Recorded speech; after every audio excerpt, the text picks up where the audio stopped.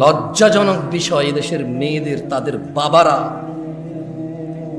এদেশের মেয়েদের কেউ ঠিকঠাক বলবেন না, কেমন? ধরেন আপনি একটা তো ঠিক বললেন, আমি খুব হাইপ হয়ে গেলাম, মাশাআল্লাহ, okay, people are connected with me. আর একটা তো চুপ থাকলে আমি বলবো যে হয় নাই মনে আমার কথা, দরকার নেই তো আপনি এভাবে কথা বলার, কেমন? ভাই আজকে ভিন্ন জায়গায় এসে পড়ছেন ভাই। হ্যাঁ,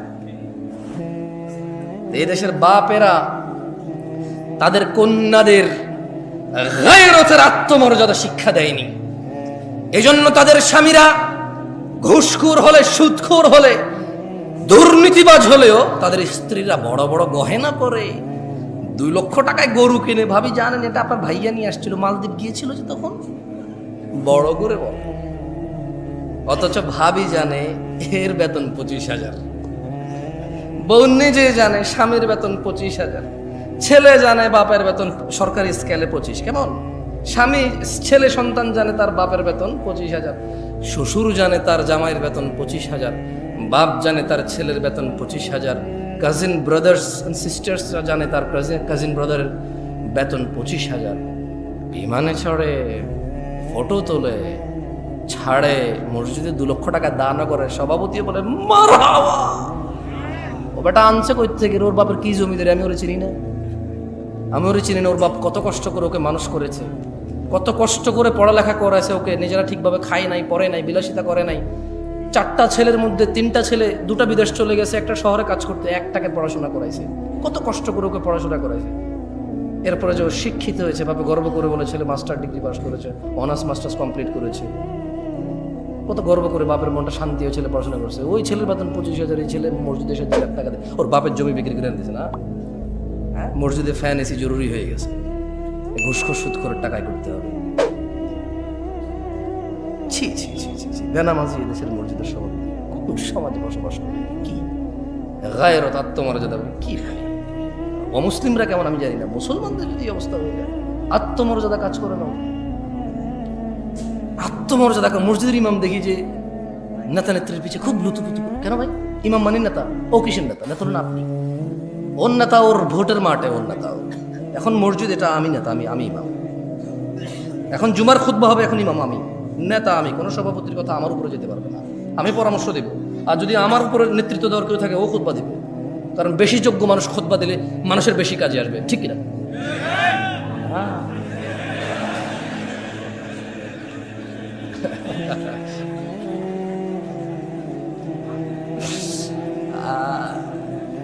অভ্যাস সহজে যাবে না, সহজে যাবে না। আউযু বিল্লাহি মিনাশ শাইতানির রাজীম। সবাই বলেন আল্লাহুম্মা সাল্লি আলা মুহাম্মদ, আল্লাহুম্মা সাল্লি আলা মুহাম্মদ, আল্লাহুম্মা সাল্লি আলা মুহাম্মদ, আল্লাহুম্মা সাল্লি আলা মুহাম্মদ। আল্লাহর নবী বলেছে যে একবার দুরূদ পড়বে 10টা রহমত হবে, 10টা গুনাহ মাফ হবে, দরজা বৃদ্ধি হবে।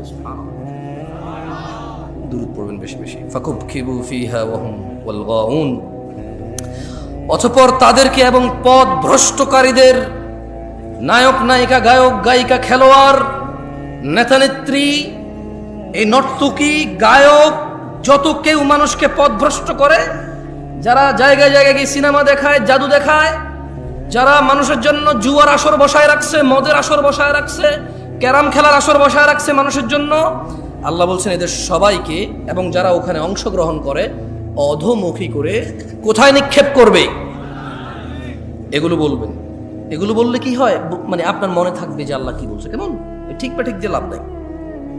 ওয়াজুনুদু ইবলিস আজমাউন, এবং আল্লাহ ইবলিসের বাহিনীর সকলকে জাহান্নামে নিক্ষেপ করবেন।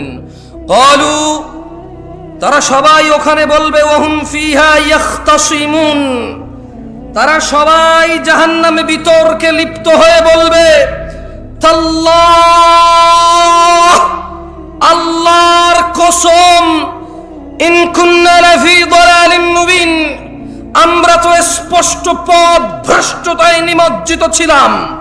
উপস্থিত জনতা, উপস্থিত ভাই, উপস্থিত চাচারা, মুরব্বী যারা বয়স্ক আছেন, সবাইকে একটা কথা বলতে চাই। আমি কিছু প্রশ্ন করব, আপনারা আমার কথা শোনেন তো, ঠিক না? পুরো গ্রামের সবাই জায়গায় লাভ কি ভাই? সাউন্ড কম কি? এখানে শুনলে তো হয়। রাতের বাজে 11:30, মানুষ ঘুমাবে না, কালকে বাচ্চা কাচ্চার স্কুল মাদ্রাসা নাই। সাউন্ড তুমি প্রয়োজনে বাহিরটা আরো কমাই দাও, বাহিরের দরকার নেই সাউন্ড, এখানে সাউন্ড হলে চলবে, খালাস। বলেন তো, আমি কিছু প্রশ্ন করব, যারা যারা জানেন সঠিক উত্তর দেবেন, ঠিক আছে? জুয়া খেলা কি? মদ খাওয়া, নামাজ ত্যাগ করা, গালিগালাজ করা, মারামারি করা, সুদ খাওয়া, ঘুষ খাওয়া। আমাকে আনছেন কেন? সব তো আপনারা জানেন। আরে হাসেন কেন? সবকিছু কৌতুক না? সবকিছু কৌতুক। দুনিয়াটা খেল তামাশা হয়ে গেছে, ব্যাস খালাস। খেলো, হাসো, তামাশা করো, ব্যাস। আমি বলছি যে হারাম কোনটা আপনি জানেন না যেটা হারাম? এই যে এটাই আল্লাহ কোরআনুল কারীমে বলতেছে। তুমি তো এটা ধরো নাই না? ঠিক আছে, ধরবা না, এটা সাউন্ড ধরবা না। এটাই আল্লাহ বলতেছে যে তাল্লাহ, আল্লাহর শপথ, ইন কুন্না লাফি দালালিম মুবিন। এই পথভ্রষ্ট মানুষগুলো দুনিয়াতে জানে কোনটা ন্যায় কোনটা অন্যায়। এরা সবাই বলবে আল্লাহর কসম, আল্লাহর কসম, আমি তো দুনিয়াতে পথভ্রষ্টতা নিমজ্জিত ছিলাম। ইয নুসাউইকুম বিরাব্বিল আলামিন, যখন আমরা তোমাদেরকে সৃষ্টিকুলের রবের সমকক্ষ গণ্য করতাম। এখানে মুশরিকদের কথা বলতেছে। কাকে বলতেছে? মুশরিকদেরকে বলতে। আচ্ছা বলেন তো, একটা কনসার্ট যদি হয় আজকে রাতে, এখানে এটা কি হয়? এই গ্রামের যুবক যুবতীদের যদি, মেয়েদের যদি আলাদা ব্যবস্থা করা হয়, আচ্ছা এখানকার উদাহরণ দিয়ে লাভ কি? এখানে এরকম হবে না। ঢাকা শহরে যে কনসার্টগুলো হয়, মেয়ে ছেলে তো আলাদা ব্যবস্থা নেই, আছে? সবাই দাঁড়ায় থাকবে আর মোবাইলে লাইট জ্বালায় থাকবে। নতুন করে খেয়াল করতে না, মাঝে মধ্যে তো ইন্টারনেট আসা আপনারা দেখেন না? হ্যাঁ, একজনে টন টন টন টন করে গান গায়, সবাই মোবাইলে লড়ায়, ওই যে ই দিয়ে বাতি লাগায়, ঠিক না? ঠিক কিনা? হ্যাঁ ঠিক। তো আপনি দেখবেন ওখানে ছেলে মেয়ে উভয়ের উপস্থিতি প্রচুর, টিকিট পায় নাই, পাড়াপাড়ি করতেছে, আর্মি পুলিশের পিড়ায় লাইন ধরতে পারতেছে না, মানুষ আর মানুষ। খুব আফসোস করে বলো যে আমরা এসেছিলাম খুব শখ করে, ভেবেছিলাম পাবো, কিন্তু আসলে একটু লেট হয়ে গেছে, পাই নাই।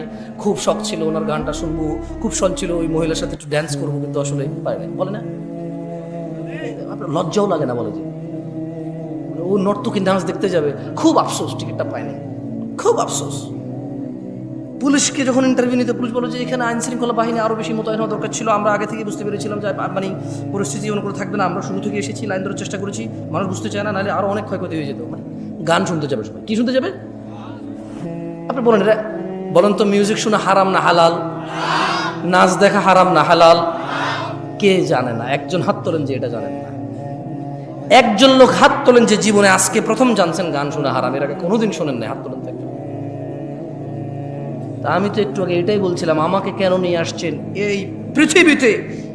আল্লাহ যা নিষিদ্ধ নিকৃষ্ট করেছে প্রত্যেকটা সম্পর্কে আপনি জ্ঞান রাখেন।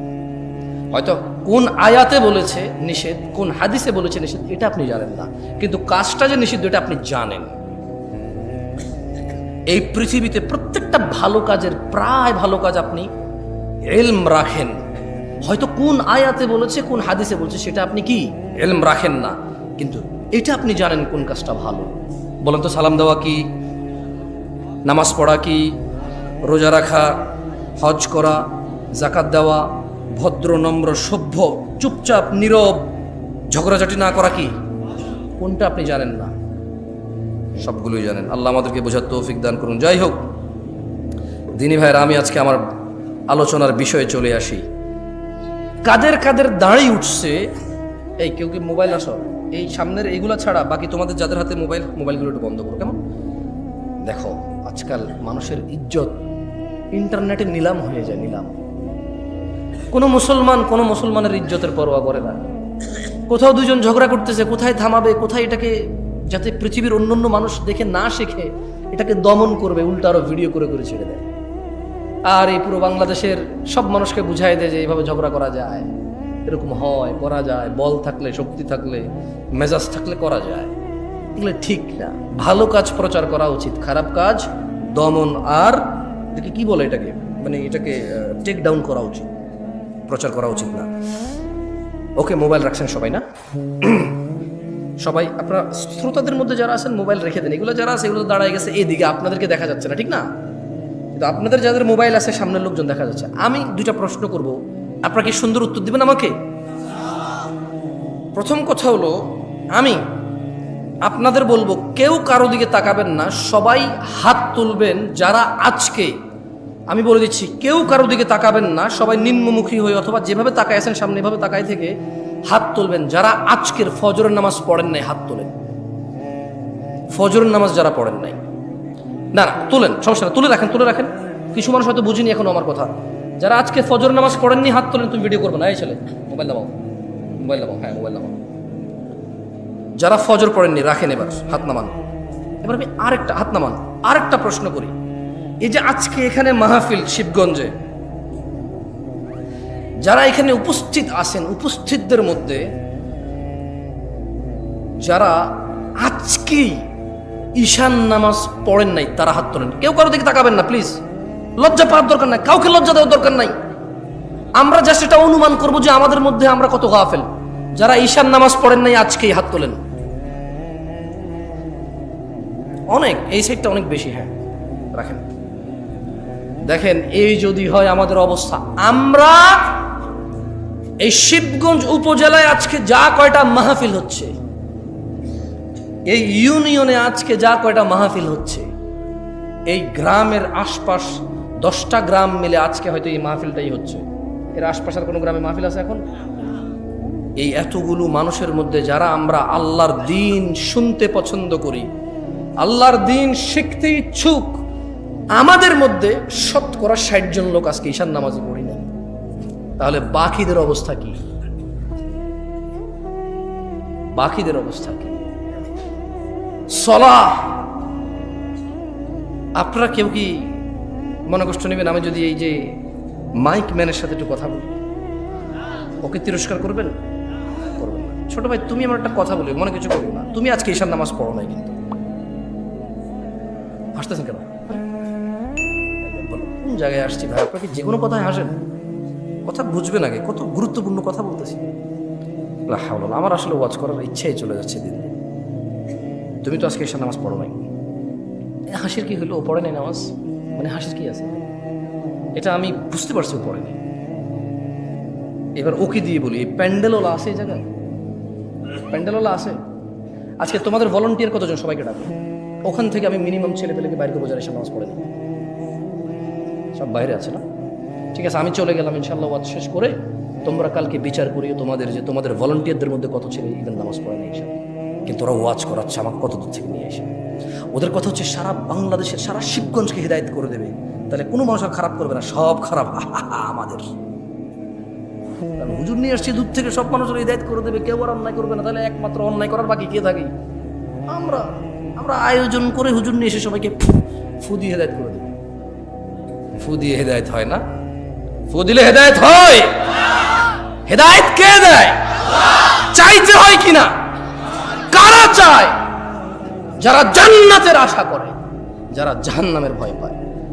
একটা মাইকম্যান এই শীতকালের সিজনে এমন কোনো দিন নেই যেদিন সে ওয়াজ শোনে না। এদেশের ওয়াজ যদি মানুষের খুব বেশি একটা কাজে আসতো, সবার আগে ও সবচাইতে ভালো মানুষ হতো। আমি ওকে খারাপ বলছি না, আমি ওকে মানুষ হিসেবে খারাপ বলছি না।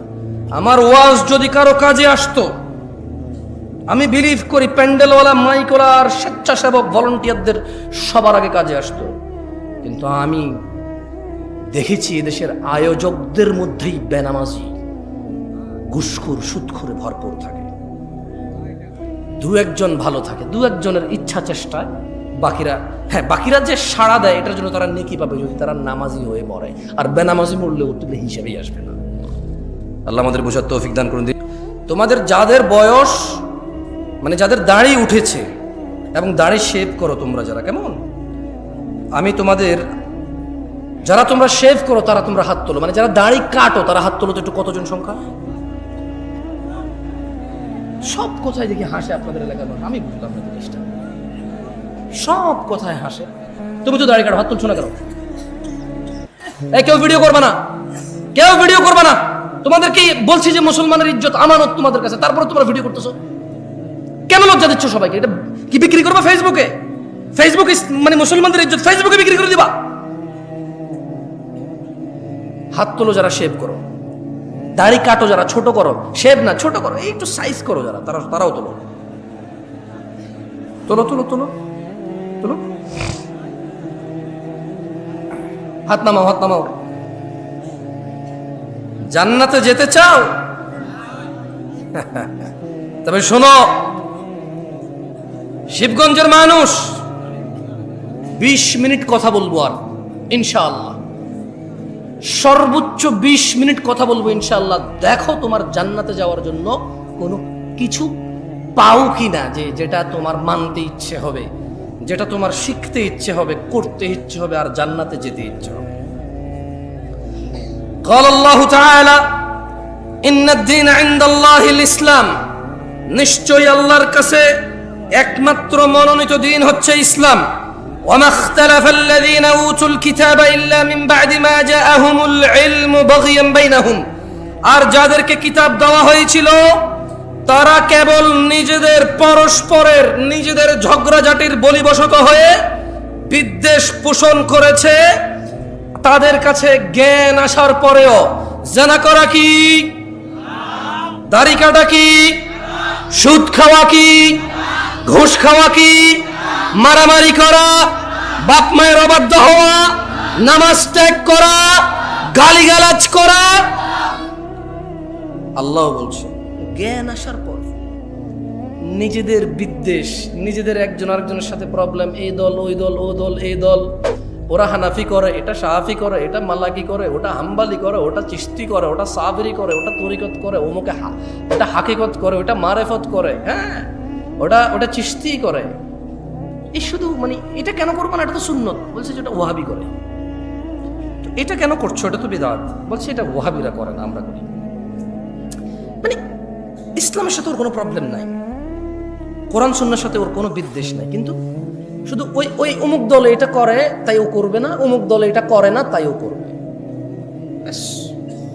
আল্লাহ বলছে যে জ্ঞান আসার পর নিজেদের পরস্পর বিদ্বেষ বশত তাদের নিকট জ্ঞান আসার পর তারা মত অনৈক্য ঘটিয়েছিল। ওয়ামান ইয়াকফুর বিআয়াতিল্লাহ, ও শিবগঞ্জের যুবক ও বৃদ্ধরা, যে ব্যক্তি আল্লাহর আয়াত সমূহ থেকে মুখ ফিরিয়ে নেবে, ফাইন্নাল্লাহা সারিউল হিসাব, তবে নিশ্চয়ই আল্লাহ দ্রুত হিসাব গ্রহণকারী।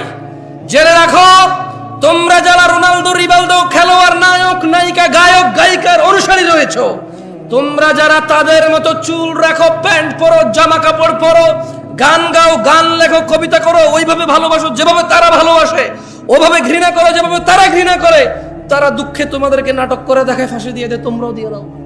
তারা তোমাদেরকে নাটক করে দেখায়, তারা ভালোবাসলে দুনিয়ার সবার সামনে বলে যে, সবার সামনে বলছে বলি আমি তোমাকে ভালোবাসি, তোমার লাজ লজ্জা শরম সব বেঁচে খেয়েছো, কারণ নাটকে দেখেছো সে ভালোবাসে, তার প্রেমিকার হাত ধরে দৌড়ায় চলে গেছে সবার সামনে দিয়ে, তুমি দৌড়াও। তুমি দেখেছো নাটকের নায়ক পার্কে গিয়েছে, তার প্রেমিকাকে নিয়ে বাদাম খাচ্ছে হেঁটে হেঁটে, তুমিও এখান থেকে একদিন ছুটি পেয়ে বান্ধবীকে বলো হ্যাঁ তুমি চলে আসো, আমি আসতেছি। সিএনজি ভাড়া করে, রিক্সা ভাড়া করে, এমক তমক করে বন্ধু বান্ধব উপরে লাগায় বাদাম কিনে পার্কে হেঁটে হেঁটে খাও। এটা কার অনুসরণ? আল্লাহ নবীর অনুসরণ? এটা শিখাইছে কে বলো তো? হ্যান বলবা জামশেদ ভাই আপনি বেশি বেশি আজকে সিনেমার না গায়ক গায়িকা নায়ক নায়িকা বলছেন। কে শিখেছে তোমাকে যে প্রেম মানে তোমাকে এই মানে এই ভালোবাসা, মানে ভালোবাসলে পার্কে যেতে হয়, হাত ধরতে হয়, বিয়ে করা ছাড়া, তারপরে গান গিয়ে গিয়ে ছবি তুলতে হয়, বাদাম খেতে হয় হেঁটে হেঁটে জনসম্মুখে, তারপর দুজনে মিলে ছবি তুলতে হয়। তুমি এই শিক্ষা পেয়েছো কোথায়? তোমার আব্বা তোমার আম্মার সাথে এরকম করেছিল? তোমার দাদা তোমার দাদির সাথে? তোমার নানা তোমার নানির সাথে? তোমার মামা তোমার মামির সাথে? Where did you get this learn? What did you learn this? তুমি শিখছো কোথায় এটা? কে শিখেছে তোমাকে বলতে পারো? মানে এটাকে ভালোবাসা বলে, এটা কে শিখেছে তোমারে?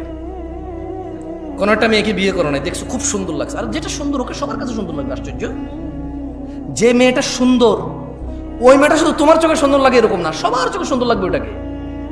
এখন তুমি ওকে চিঠি দিবা, পত্র দিবা, বোন ভাই এই সেই হ্যানতেন দিয়া ওর সাথে জোর করবা, ওর পিছিয়ে পিছিয়ে পিছিয়ে পিছিয়ে পিছিয়ে ঘুরবা, এরপরে ওর সাথে তুমি লাইন কানেকশন করবা। তোমাকে কে শিখাইছে যে এইভাবে মেয়েদের সাথে কানেকশন রাখা যায় বিয়ে না করে? ইসলাম তো বিয়ে করা ছাড়া কোনো মেয়ের আশপাশে যাওয়ার কোনো শিক্ষা নাই ইসলাম। তুমি কোথায় শিখতে পাইছো বলতে পারো আমাকে? বলেন তো কোথায় শিখছেন? নায়ক নায়িকারা শিখাইছে। কে শিখাইছে? নায়ক নায়িকারা শিখেছে। আল্লাহ আমাদেরকে বুঝার তৌফিক দান করুন, আমিন। তবে শোনো, তোমরা যারা নায়ক নায়িকার অনুসারী, গায়ক গায়িকার অনুসারী, আমি তোমাদের একটা হাদিস পড়ে শোনাই। এর আগে আমি তোমাদেরকে একটা আয়াত পড়ে শোনাবো।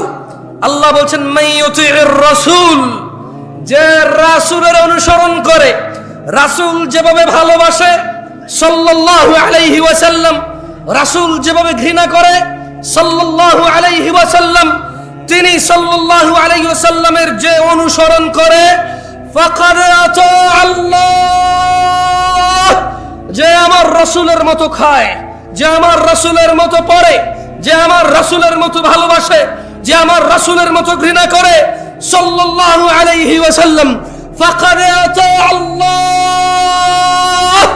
আল্লাহ নিজে বলছে যে সে আল্লাহর ইবাদত করে।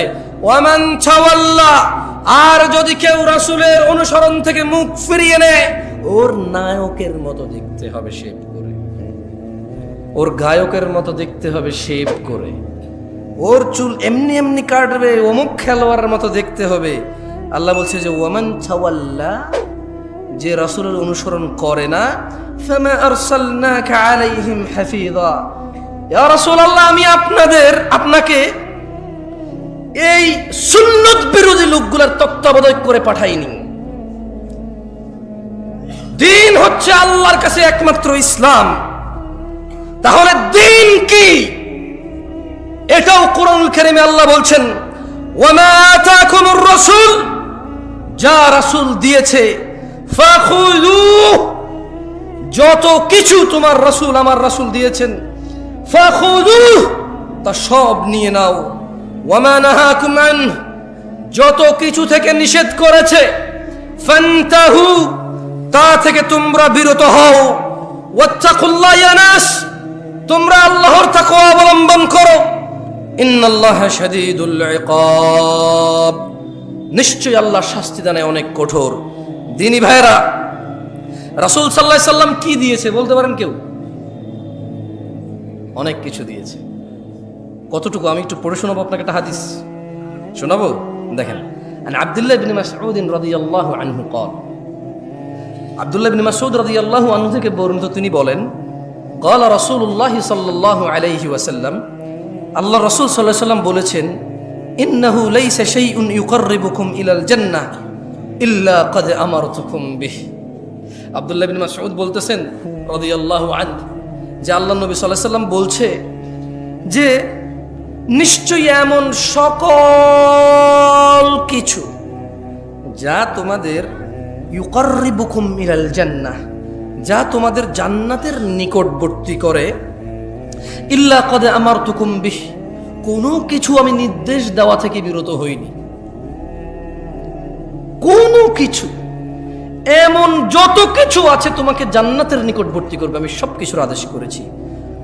ইন্নাহু লাইসা ইউকাররিবুকুম ইলাল জান্নাহ ইল্লা ক্বাদ আমারতুকুম বিহি ওয়া লাইসা শাইউন ইউকাররিবুকুম ইলান নার ওয়া লাইসা শাইউন ইউকাররিবুকুম ইলাল জাহান্নাম ওয়া লাইসা শাইউন ইউকাররিবুকুম ইলান নার, আর এমন কিছু নেই যা তোমাদের জাহান্নামের নিকটবর্তী করে, ইল্লা ক্বাদ নাহাইতুকুম আন, যা থেকে আমি তোমাদের নিষেধ করি নাই। সুবহানাল্লাহ। আল্লাহ নবী বলছে যে এমন সবকিছু আমি তোমাকে বলেছি যা জান্নাতের কাছে নিয়ে যায়, এমন সব থেকে তোমাকে বারণ করেছি যা তোমাকে জাহান্নামের কাছে নিয়ে যায়। দিনী ভাইয়েরা, ইসলাম, আমি একটু আগে বলেছি, উপস্থিত শ্রোতাদের মধ্যে অনেকেই ফজরের এশা পড়িনি আমরা। এটা বিচিত্র নয়, আপনি ভাবছেন আমি অবাক হব এটাতে, আমি অবাক নই। কারণ আবু হুরায়রা রাদিয়াল্লাহু আনহু قال, আবু হুরায়রা রাদিয়াল্লাহু আনহু বলছেন, ওনার থেকে বর্ণিত, قال রাসূলুল্লাহ সাল্লাল্লাহু আলাইহি ওয়াসাল্লাম, আল্লাহর নবী সাল্লাল্লাহু আলাইহি ওয়াসাল্লাম বলেছেন, বাদা আল ইসলামু গরীবা, ইসলামের সূচনা হয়েছিল অপরিচিত অবস্থায়, ওয়া সায়াউদু কামা বাদা গরীবা, অচিরেই তা শুরুর মতো অপরিচিত অবস্থায় ফিরে যাবে। ফাতুবা লিল গুরাবা, সুতরাং এরূপ অপরিচিত অবস্থায় সঠিক ইসলামের উপর যারা টিকে থাকবে, ফাতুবা লিল গুরাবা, সুসংবাদ, সুসংবাদ তাদের জন্য সুসংবাদ। খুশি হও তোমরা যারা এই কঠিন থেকে কঠিন সময়ে অপরিচিত অবস্থায়ও যারা ইসলামের উপর টিকে থাকার চেষ্টা করবে। আল্লাহর নবী বলছে ফাতুবা লিল গুরাবা, সুসংবাদ তাদের জন্য যারা এরূপ অবস্থায় ইসলামের উপর টিকে থাকবে। আপনারা কারা কারা আল্লাহর ভালোবাসা পেতে চান? আসলে আল্লাহর ভালোবাসা পেতে চান? তাহলে টাকনুন নিচে প্যান্ট পরে আর দাড়ি শেভ করে নামাজ মিস করে হবে না, নামান। আল্লাহ বলছেন কুল, ও মুহাম্মদ সাল্লাল্লাহু আলাইহি ওয়াসাল্লাম, আল্লাহ বলছেন যে কুল, আপনি বলেন, ইন কুনতুম তুহিব্বুনাল্লাহ, যদি তোমরা আল্লাহকে ভালোবাসো। আমরা কি আল্লাহকে ভালোবাসি? ভালোবাসি আল্লাহকে, জান্নাতের মালিককে ভালোবাসি, বিচার দিনের মালিককে ভালোবাসি, জাহান্নাম থেকে উদ্ধারকারীকে ভালোবাসি আমরা। তো আল্লাহ বলছে যে কুল, আপনি বলে দেন, ইন কুনতুম তুহিব্বুনাল্লাহ, যদি তোমরা আল্লাহকে ভালোবাসো, এই দাবি করো, ফাত্তাবিউনি, ও মুহাম্মদ সাল্লাল্লাহু আলাইহি ওয়াসাল্লাম, আপনি বলে দিন যে তাইলে আমি মুহাম্মদের অনুসরণ করো। কার অনুসরণ করতে? কার? দাড়ি কেটে ওনার অনুসরণ হবে? টাকনুন নিচে প্যান্ট পরে ওনার অনুসরণ হবে?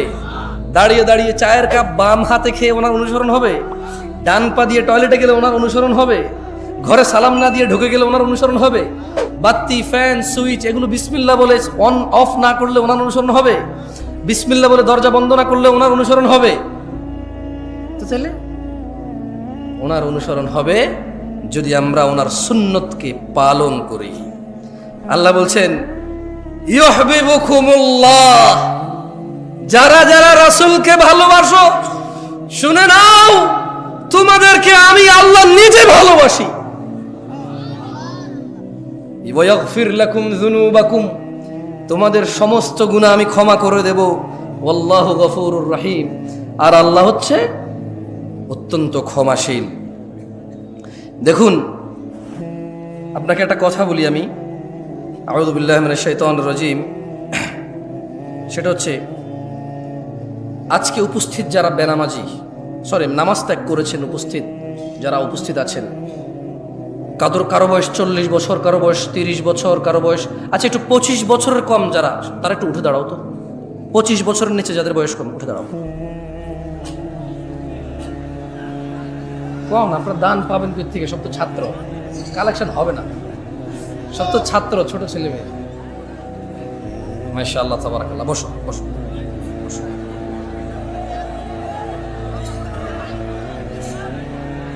অনেক কথা জমছে, দেখছেন কিভাবে বলতেছে না? বলুক বলুক, বলতে দেন। অনেকক্ষণ চুপ, এতক্ষণ বাঙালি চুপ থাকে, কি বলে? যাই হোক, ছোট ভাইরা আমার, আমি অনেক দূর থেকে আসছি, তোমাদের থেকে আমি ওয়াদা নিব না। আমি ওয়াদা নেব না। কেন নেব না? কারণ আল্লাহ নবী সাল্লাল্লাহু আলাইহি ওয়াসাল্লাম বলছেন যে বাইনানা ওয়া বাইনাল মুনাফিকিনা শুহুদুল ইশাই ওয়াস সুবহ,